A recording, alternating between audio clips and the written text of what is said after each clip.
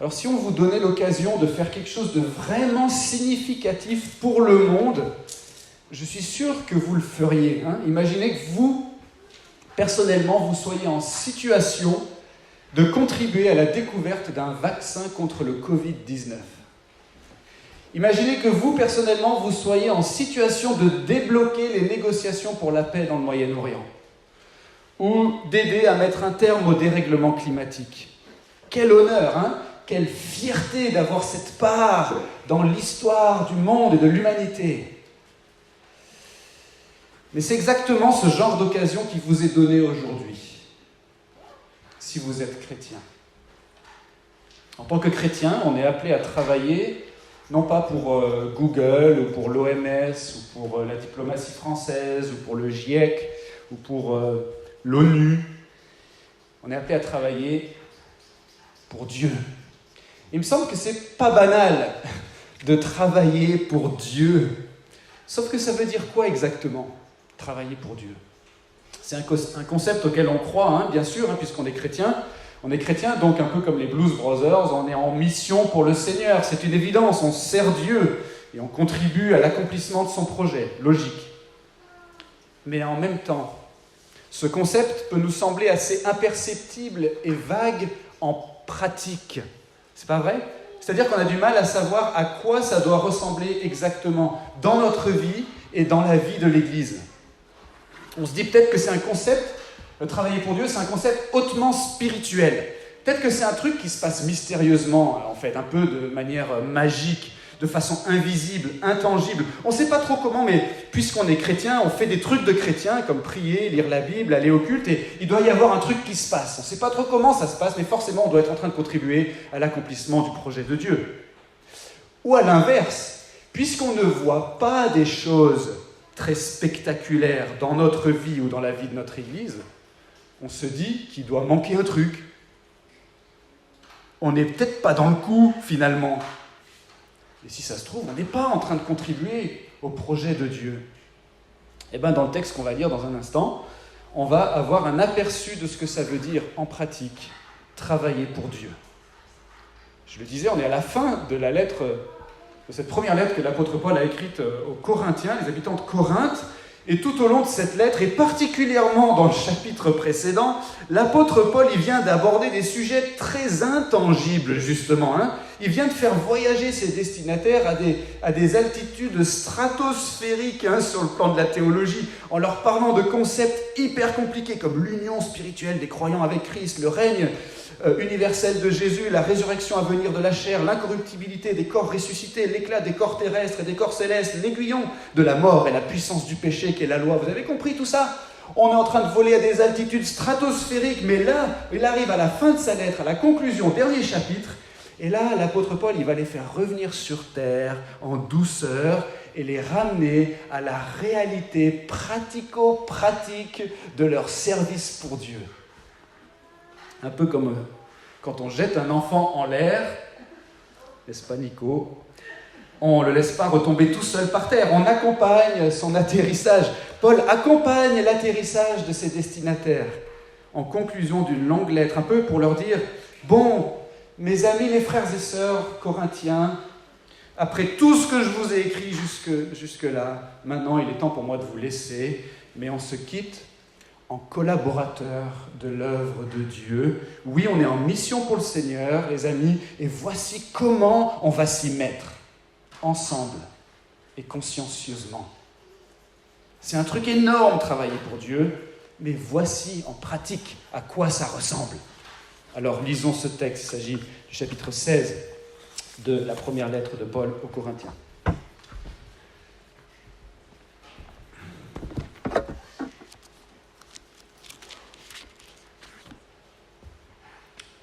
Et juste pour le contexte, je vais lire le dernier verset du chapitre précédent. « Ainsi, mes frères bien-aimés, soyez fermes, inébranlables, progressez toujours dans l'œuvre du Seigneur, sachant que votre travail n'est pas vain dans le Seigneur. Pour la collecte en faveur des saints, agissez vous aussi comme je l'ai ordonné aux églises de la Galatie, que chacun de vous, le premier jour de la semaine, mette à part chez lui ce qu'il pourra selon ses moyens, afin qu'on n'attende pas mon arrivée pour faire les collectes. Et quand je serai venu, j'enverrai avec des lettres ce que vous aurez approuvé pour porter vos dons à Jérusalem. S'il vaut la peine que j'y aille moi-même, ils feront le voyage avec moi.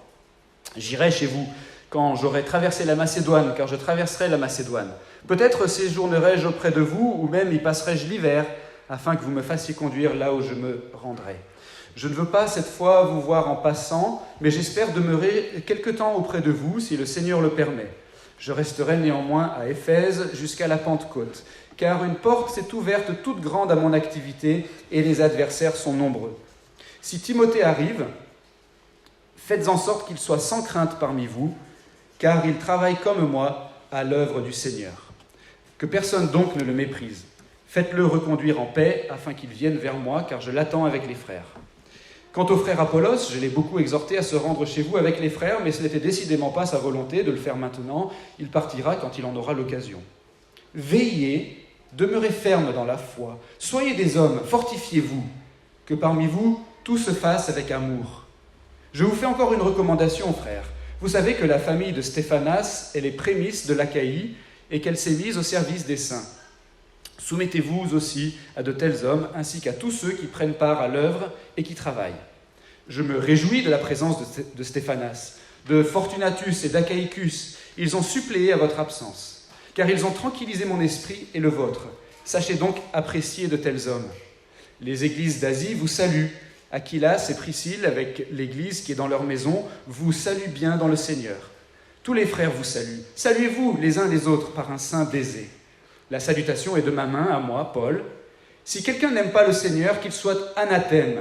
Maranatha. Que la grâce du Seigneur Jésus soit avec vous. Mon amour est avec vous tous en Christ Jésus. On va prier avant d'aller plus loin. Seigneur notre Dieu, merci encore pour l'accès que nous avons auprès de toi par Jésus-Christ, ton Fils, notre Seigneur. Merci pour l'Esprit, ton Esprit présent au milieu de nous et en nous. Nous te demandons maintenant de rendre les minutes qui suivent vraiment fructueuses pour notre foi. Donne-nous d'être à l'écoute de ta voix au travers de ce texte qui est ta parole. Et accorde-nous la grâce de savoir comment mettre en pratique dans notre vie et dans la vie de l'Église, de notre Église, et qui est ton Église, de mettre en pratique tout ce que tu veux nous enseigner. Nous t'en prions au nom de Jésus. Amen. Alors nous aussi, on est à la suite de Paul et des Corinthiens, on est en mission pour le Seigneur, et voici comment on va s'y mettre ensemble et consciencieusement. Oui, c'est un truc énorme, travailler pour Dieu, mais premièrement, c'est pas parce qu'on travaille pour Dieu qu'on est au-dessus du besoin d'être organisé. Regardez le texte et gardez-le sous les yeux, je vais m'y référer souvent. Vous avez peut-être remarqué qu'il y avait dans cette conclusion de Paul plein de références logistiques ou administratives ou organisationnelles. Mettez de côté vos dons le premier jour de la semaine, verset 2. Je vais envoyer des lettres avec les gens qui vont porter les dons à Jérusalem, verset 3. J'ai préparé mon itinéraire et mon planning, et je vais passer par la Macédoine avant de venir vous voir. Et puis je vais rester à Éphèse jusqu'à la Pentecôte, versets 5 et 8. Portez assistance à Timothée quand il arrivera, verset 11. Je pense qu'Apollos devrait vous rendre visite, mais pour l'instant, il a prévu d'autres choses. Donc, il vous rendra visite après. Verset 12. Vous ne trouvez pas incroyable que toutes ces précisions se trouvent dans la très sainte parole de Dieu ? Il n'y a pas un éditeur ou un recopieur de manuscrits un jour qui s'est dit « Chapitre 16 de 1 Corinthiens, on peut s'en passer, ça va nous économiser de l'encre et du papier. » Et en plus, le contraste, il est vraiment frappant, non ? Entre ce chapitre 16 et puis le chapitre précédent, le chapitre 15. Bon, je sais que ça remonte à plusieurs semaines, pour ne pas dire plusieurs mois, qu'on a vu le chapitre 15, mais si vous connaissez un peu ce texte, vous savez que le chapitre 15 n'a rien à voir avec le chapitre 16. Et j'y faisais référence tout à l'heure. Mais justement, il finit le chapitre 15 en disant « Progressez dans l'œuvre du Seigneur, sachant que votre travail n'est pas vain dans le Seigneur. » Ce travail dans le Seigneur auquel il vient de faire référence à la fin du chapitre 15 implique justement, et de manière logique dans la pensée de Paul, ce genre d'attention portée à des petites tâches logistiques, à des détails pratiques et à des questions d'organisation.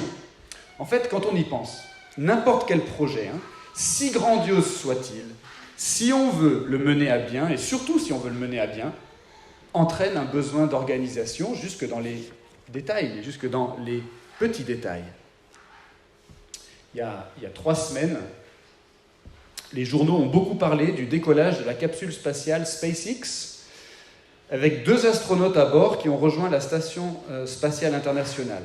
Alors ça, quel énorme projet, n'est-ce pas? Des années de travail. Et surtout, 6000 employés qui travaillent pour l'entreprise SpaceX, sans compter tous les partenaires de la NASA. Et dans ce projet, nul doute qu'il y avait une organisation incroyable, jusque dans les petits détails. Combien de réunions, combien de budgets à approuver, combien de planning, combien de paperasse administrative, combien de commandes de pièces, de commandes de matériaux, combien de circulaires, de tests, de conseils, de déclarations, combien de fournitures de bureaux, combien d'agrafes et de trombones, combien de services de nettoyage commandés, combien de commandes de taxis ou de réservations d'hôtels. Et pensez à ce gars dont la tâche consistait seulement à fixer les rivets sur le réacteur de la fusée Falcon 9 qui a propulsé la capsule. Est-ce qu'il devait faire attention aux détails, lui, dans l'exercice de son travail? Bien sûr que oui. Personne ne se serait dit « bon ». Puisque Elon Musk, qui est le fondateur de l'entreprise SpaceX, puisque Elon Musk est si riche et si puissant, on peut aborder ce projet en toute décontraction. On n'a pas vraiment besoin de se concentrer. On n'a pas vraiment besoin de s'appliquer ou de s'organiser, puisque de toute façon, Elon Musk a les moyens de reprendre, de corriger ou de compenser nos erreurs. Personne ne réfléchit comme ça paraît pas du tout logique, ça paraît absurde. Au contraire, en fait, la grandeur du projet motive d'autant plus à être consciencieux et organisé. Et de la même façon, c'est pas parce qu'on travaille pour Dieu qu'on est au-dessus du besoin d'être organisé. C'est pas parce que Dieu est tout-puissant que ça nous dispense de réfléchir. C'est pas parce que Dieu est esprit que son projet ne se traduit pas par des petits détails pratiques et administratifs, comme on le voit dans ce passage, dans la très sainte parole de Dieu. Et comme l'apôtre Paul et les chrétiens de Corinthe, nous non plus, dans l'église Lyon-Gerland, on ne doit pas mépriser cet effort de planification et d'organisation pratique, comme si c'était un mal nécessaire. Paul vient de dire « Progressez dans l'œuvre du Seigneur. Votre travail n'est pas vain dans le Seigneur. » Et il enchaîne immédiatement avec tous ces petits détails pratiques. Et nous, cet après-midi, on va avoir notre assemblée générale annuelle qui va rassembler les membres de l'association. C'est une réunion administrative. On va parler de budget et de calendrier. On va parler d'exonération, de la valorisation du bénévolat. On va évaluer des projets, on va faire de la paperasse. Et mes amis, ce que ce passage nous montre déjà, c'est qu'en faisant tout ça, on est concrètement en train de prendre part au projet de Dieu. Vous voyez, on n'est pas au-dessus du besoin d'être organisé. Ça, c'était la première chose. Deuxièmement, c'est pas parce qu'on travaille pour Dieu qu'on est au-dessus du besoin d'avoir des responsables ou des officiels. Regardez encore le texte. Vous avez peut-être remarqué le nombre de personnes qui sont citées, souvent par leur nom, dans cette conclusion de la lettre de Paul. Ce sont des personnes qui ont une fonction qui doit être reconnue. Dans cette fonction, elles sont utiles à l'œuvre de Dieu, ces personnes. Et les chrétiens doivent reconnaître cette réalité et en tirer des conséquences dans la manière dont ils servent Dieu. Il y a d'abord, verset 3, « Ceux que vous aurez approuvés pour porter vos dons à Jérusalem ». Voilà une tâche importante, et c'est pas n'importe qui, d'après Paul, qui va s'en charger, ça s'improvise pas. On prend pas le premier volontaire venu, c'est les personnes que vous aurez approuvées. Il est important, vous voyez, pour Paul, d'avoir des responsables qui sont identifiés, reconnus, approuvés, peut-être mis à l'épreuve et mandatés pour leur tâche. Et puis il y a aussi un peu plus loin Timothée, versets 10 et 11, qui travaille comme moi à l'œuvre du Seigneur, dit Paul, que personne donc ne le méprise. Puis il y a aussi Apollos, verset 12, et puis Stéphanas et sa famille, qui s'est mise au service des saints. Soumettez-vous aussi à de tels hommes, ainsi qu'à tous ceux qui prennent part à l'œuvre et qui travaillent. Verset 15. Sans oublier Fortunatus, un bon prénom pour un bébé, Fortunatus, ou Achaïcus, verset 17. Et puis Aquilas et Priscille, qui ont une église dans leur maison et qui vous saluent bien dans le Seigneur, dit Paul, verset 19. Vous voyez, ce sont des officiels en quelque sorte, des personnes reconnues publiquement, qui ont une fonction particulière, utile, importante. Quand on travaille pour le Seigneur, c'est pas chacun fait ce qu'il veut comme il le sent. En tout cas, pas dans la pensée de l'apôtre Paul. Si on n'est pas au-dessus du besoin d'être organisé, comme on l'a dit, on n'est pas non plus au-dessus du besoin d'avoir des responsables, et un organigramme, et une répartition des tâches et des missions. Imaginez que vous vouliez constituer la meilleure équipe de foot du monde. Vous pourriez vous dire, bon, c'est facile. Je vais prendre les 11 meilleurs joueurs du monde, les 11 joueurs qui figurent en premier sur le dernier classement du Ballon d'Or. Je leur mets à tous un t-shirt assorti, je les mets sur le terrain et je les laisse se débrouiller. Et je suis sûr qu'ils vont battre n'importe quelle autre équipe, puisque ce sont les meilleurs joueurs du monde. En fait, ça ne marcherait pas. Parce que dans les 11 meilleurs joueurs du monde, il y a 8 attaquants et un seul défenseur. Il faut une répartition officielle des tâches, il faut des gens qui vont se charger spécifiquement de tel ou tel aspect du travail, parce qu'ils y sont formés et mandatés. En foot, comme dans l'Église, on n'est pas au-dessus du besoin d'avoir des responsables qui sont reconnus à leur fonction. On a beau être l'équipe de Dieu, la meilleure équipe sur le papier, ce n'est pas une chose anti-spirituelle ou contraire à la foi que d'avoir un organigramme. Et dans notre Église, on a des responsables, on a des anciens par exemple, c'est-à-dire des hommes qualifiés qui assument ensemble la direction spirituelle de notre Église locale. On espère avoir un jour officiellement un conseil de diacres, c'est-à-dire des personnes qui assistent les anciens dans les tâches qu'on pourrait dire plus matérielles, qui relèvent de l'entraide ou de la logistique par exemple. On a des personnes qui sont responsables, et moi je dirais des diacres au sens large, responsables par exemple pour la musique, pour les activités d'enfants, pour le site internet, pour la comptabilité, des personnes reconnues qui s'investissent dans la liturgie, dans la prédication, dans l'accueil, dans la communication, dans l'évangélisation, etc., etc.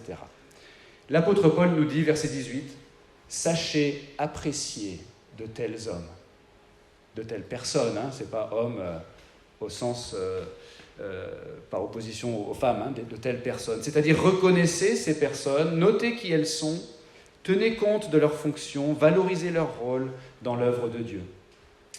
Et cet après-midi, encore une fois, à l'occasion de notre Assemblée Générale, on va nommer et approuver certains de ces responsables. Alors, j'ai conscience que c'est une réunion qui est réservée aux membres, mais ça implique tout le monde, parce que dimanche prochain, si la réunion cet après-midi se passe bien, on va revenir ici, et on aura des nouveaux responsables, notamment un nouvel ancien, Dieu voulant, et une nouvelle personne qui aura été renouvelée dans son statut de membre du conseil d'administration. Mes amis, quand on va faire ça cet après-midi, on sera en train de travailler pour Dieu.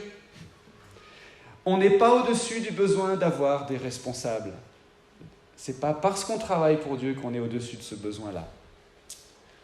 En tout cas, pas d'après l'apôtre Paul. Troisièmement, c'est pas parce qu'on travaille pour Dieu qu'on est au-dessus du besoin d'être solidaires les uns des autres. Regardez encore le texte. Après avoir parlé du travail des chrétiens de Corinthe, la fin du chapitre 15, qui n'est pas vain dans le Seigneur, chapitre 15, verset 58, la toute première chose qui vient à l'esprit de Paul sur le plan pratique, c'est la collecte en faveur des saints, verset 1. Les saints, c'est une façon de désigner les chrétiens. C'est-à-dire une collecte d'argent destinée notamment à soutenir les chrétiens de Jérusalem à cette époque-là qui font face à des difficultés importantes. Donc Paul, il dit, progressez toujours dans l'œuvre du Seigneur. Faites une collecte d'argent en faveur des chrétiens défavorisés. On aurait pu supposer que quand on travaille pour Dieu, c'est Dieu lui-même qui s'occupe de nous. On dépend de lui par la foi. Il pourvoit à nos besoins en nous accordant la manne qui tombe chaque jour du ciel. Après tout, on connaît bien ce passage de la Bible et ce cantique. Cherchez d'abord le royaume de Dieu et sa justice, et toutes choses vous seront données en plus. On se dit que ce qui doit prendre notre attention, c'est surtout l'annonce de l'Évangile, le salut des âmes, le développement de l'Église. Ce qui est important, c'est de démarrer des nouveaux ministères, c'est le militantisme, c'est l'activisme, c'est le prosélytisme. Bref, il faut qu'on fasse de grandes choses pour Dieu. Il faut travailler pour Dieu, je vous dis. Sauf que ce n'est pas ce qu'on voit dans la conclusion de cette lettre. Collectez de l'argent en faveur des saints, verset 1. Je ne veux pas cette fois vous voir en passant, verset 7. Faites en sorte que Timothée soit sans crainte parmi vous, verset 10. Qu'ils viennent vers moi, car je l'attends avec les frères, verset 11. Que parmi vous tout se fasse avec amour, verset 14. Je me réjouis de la présence de ces hommes qui ont tranquillisé mon esprit et le vôtre, versets 17 et 18. Tous les frères vous saluent bien dans le Seigneur, versets 19 et 20. Saluez-vous les uns les autres par un saint baiser, verset 20 encore. Et enfin, mon amour est avec vous tous en Christ Jésus. Vous entendez ? Vous entendez le son de la solidarité et de l'amour fraternel dans les paroles de Paul ? Travailler pour Dieu, selon Paul, ça ressemble à ça aussi. C'est pas juste du savoir, c'est pas juste du savoir et du savoir-faire, c'est aussi, comme on le dit de nos jours dans les ressources humaines, c'est aussi du savoir-être. Sur le site de Pôle emploi, par exemple, qui donne des conseils à ceux qui cherchent du travail, on trouve une liste de, je cite, 14 savoir-être professionnels à valoriser dans votre candidature. Par exemple, le travail en équipe, la capacité à fédérer, le sens de la communication, la persévérance, la prise de recul, etc. etc. Ben moi, ou plutôt l'apôtre Paul, moi et l'apôtre Paul, on vous propose une liste de 9 savoir-être spirituels à valoriser dans le service de Dieu.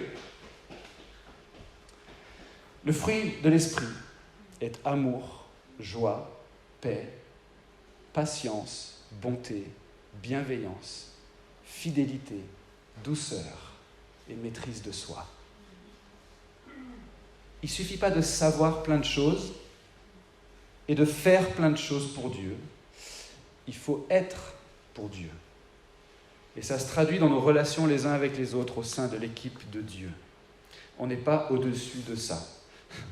On n'est pas au-dessus du besoin d'être solidaires les uns des autres, de faire preuve d'amour dans nos relations, d'entretenir cet amour, de manifester en pratique cet amour, comme par exemple à travers des collectes destinées à l'entraide et aux autres actions socio-culturelles qu'on pourrait mener. C'est ce qu'on a fait la semaine dernière en organisant notre collecte trimestrielle destinée à l'association culturelle de notre Église. Mais il n'y a pas que ça. Cet amour et cette solidarité se manifestent aussi par des contacts dans la semaine, des repas partagés ensemble, le soutien dans la prière, des paroles d'encouragement et même des accolades et des saints baisers. Oui, oui. Bien sûr, quand la situation sanitaire aura évolué et nous permettra de le faire. Si on veut bien travailler pour Dieu, on peut et on doit être authentiques les uns avec les autres. On peut et on doit porter les fardeaux les uns des autres. C'est pas tout de bouger et de s'agiter et de faire plein de trucs, même si c'est organisé, même s'il y a des responsables. Regardez Paul. Et regardez toute la tendresse qu'il exprime envers ses frères et sœurs, malgré les choses vraiment dures qu'il a dû leur dire aussi, par ailleurs dans sa lettre. Et nous aussi, j'espère qu'on va continuer, par la grâce de Dieu, à œuvrer pour lui dans notre Église en nous serrant les coudes et en étant sincèrement unis en Jésus. Mais quatrièmement et dernièrement, on peut être organisé, on peut avoir des responsables, on peut être solidaire, mais si on fait tout ça très très bien, on peut quand même perdre de vue l'essentiel. C'est pas parce qu'on travaille pour Dieu qu'on est au-dessus du besoin de garder notre attention fixée sur Dieu. On a besoin de foi. Et vous me direz, mais oui, mais ça tombe sous le sens si on travaille pour Dieu. Ouais, mais attendez, c'est pas si évident que ça, en fait.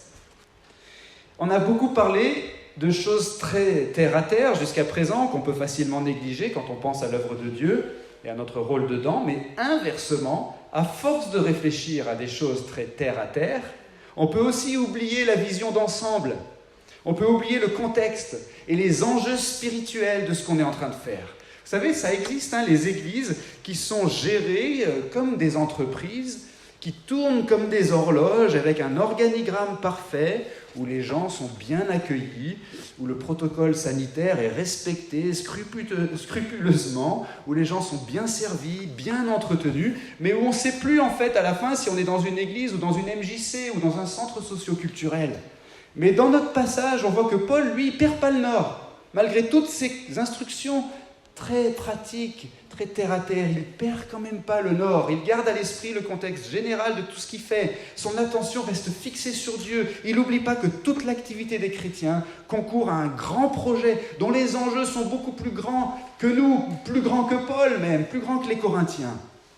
C'est un peu comme dans le film 1917, qui est sorti l'année dernière, qui a remporté plusieurs prix, et qui raconte un épisode de la Première Guerre mondiale où 2 soldats britanniques sont chargés de traverser les lignes ennemies de toute urgence pour délivrer un message à un autre bataillon de leur armée. Et c'est un message qui est d'une extrême importance parce que ce bataillon-là, qui doit recevoir ce message, ils sont sur le point de tomber dans un piège terrible tendu par les Allemands. Et il y a 1600 soldats britanniques qui risquent de périr, y compris le frère de l'un des 2 soldats chargés du message. Les lignes de communication radio sont malheureusement coupées. Du coup, le seul espoir de salut de ces 1600 soldats repose entre les mains de ces 2 hommes et dépend de la réussite de leur mission. Et donc, vous imaginez bien que ces 2 soldats, ils ne vont pas s'arrêter en chemin pour admirer le paysage. Vous comprenez ? Ils ne vont pas facilement oublier quel est l'enjeu de leur mission, ni le contexte dans lequel cette mission s'inscrit, un contexte d'adversité terrible.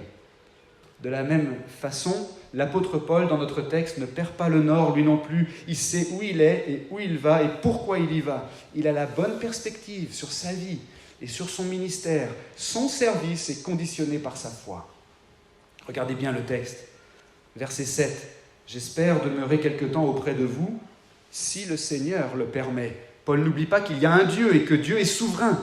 Verset 9, « Une porte s'est ouverte, toute grande à mon activité, et les adversaires sont nombreux. » Paul a conscience que Dieu contrôle les projets des hommes par sa providence et qu'il y a aussi des ennemis qui s'opposent à Dieu et à son projet, des adversaires comme il les appelle. Verset 13, « Veillez, demeurez fermes dans la foi, soyez des hommes, fortifiez-vous. » Vous voyez, Paul, il sait combien il est important qu'on soit vigilant spirituellement et qu'on s'appuie perpétuellement sur Dieu par la foi. Et puis, verset 15, « La famille de Stéphanas est les prémices de l'Achaïe, c'est-à-dire le début de la moisson. » Paul a conscience que Dieu est en train d'appeler des gens à lui et que le projet de Dieu est plus grand que juste l'église de Corinthe, plus grand que Paul. Verset 22, « Si quelqu'un n'aime pas le Seigneur, qu'il soit anathème. » Ça veut dire maudit ou chassé ou excommunié. Puis il ajoute juste après « Maranatha », qui est une expression en araméen qui veut dire « Viens, Seigneur » ou « Le Seigneur vient ».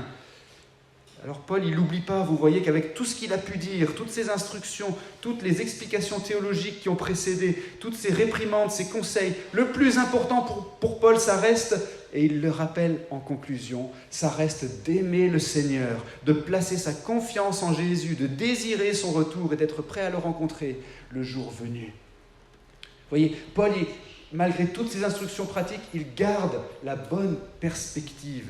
Et nous non plus, aujourd'hui, on n'est pas au-dessus du besoin de garder notre attention fixée sur Dieu par la foi. Et donc nous, ici et maintenant, à l'église Lyon-Gerland, est-ce qu'on a conscience des enjeux de notre vie ?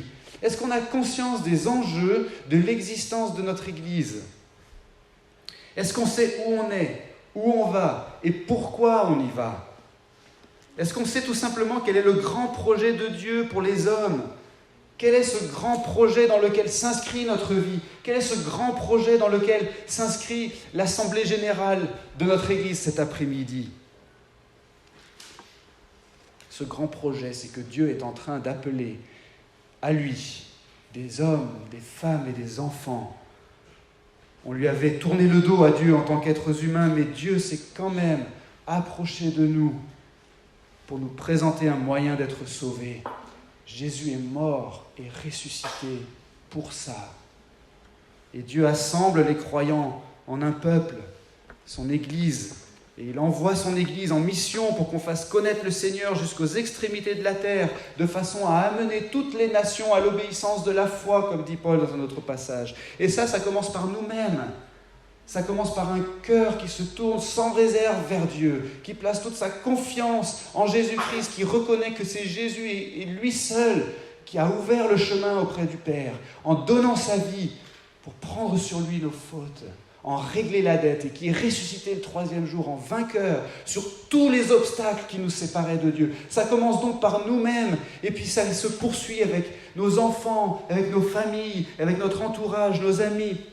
nos voisins, nos collègues et jusqu'aux peuples les plus reculés du monde. Voilà le projet auquel on participe. Voilà le projet auquel participe l'Église Lyon-Gerland, le projet de Dieu Tout-Puissant, un projet bénéfique pour le monde, un projet en même temps qui va rencontrer de l'opposition, mais qui va se poursuivre jusqu'au dernier jour, lorsque le Seigneur Jésus reviendra dans la gloire pour établir parfaitement et définitivement son royaume sur toute la terre.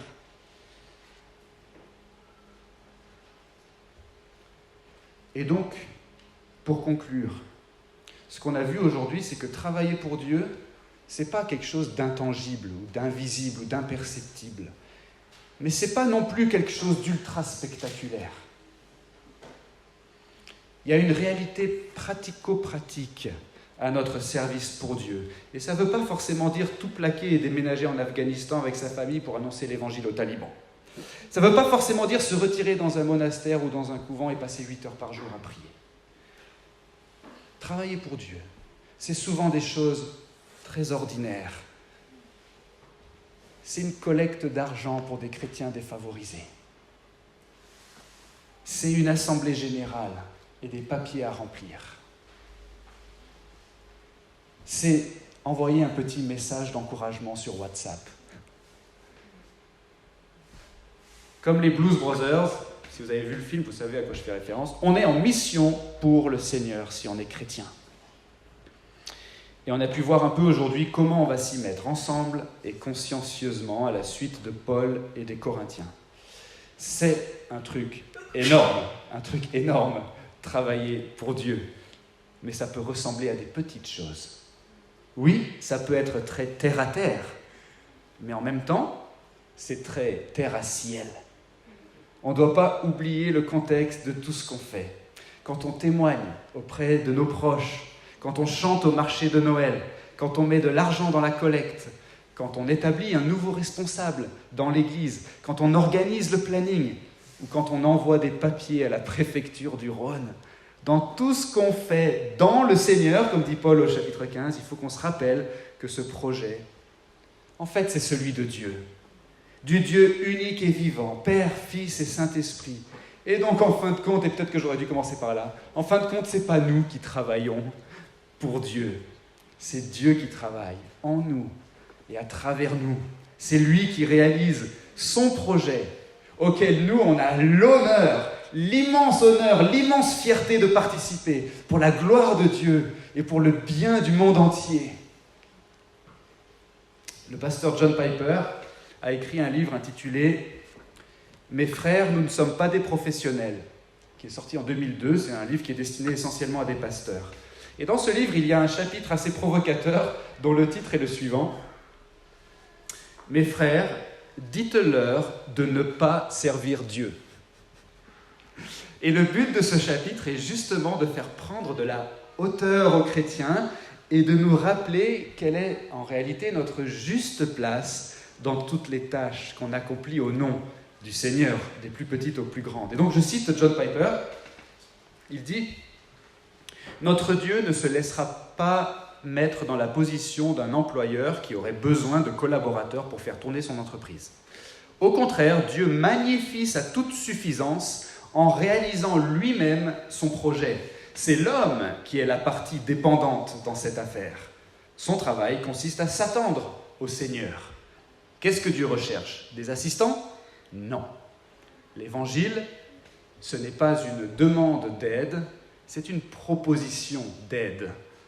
Et l'appel au service chrétien n'est pas non plus une demande d'aide. Dieu ne cherche pas des gens qui vont travailler pour lui, mais des gens qui vont le laisser œuvrer en eux et à travers eux.